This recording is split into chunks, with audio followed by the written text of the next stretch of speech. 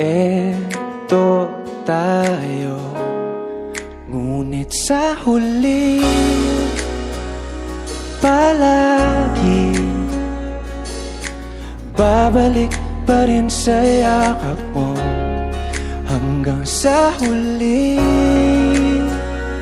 palagi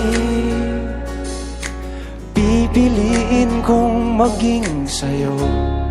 Ulit-ulitin man, nais kong malaman mo, iyo ako.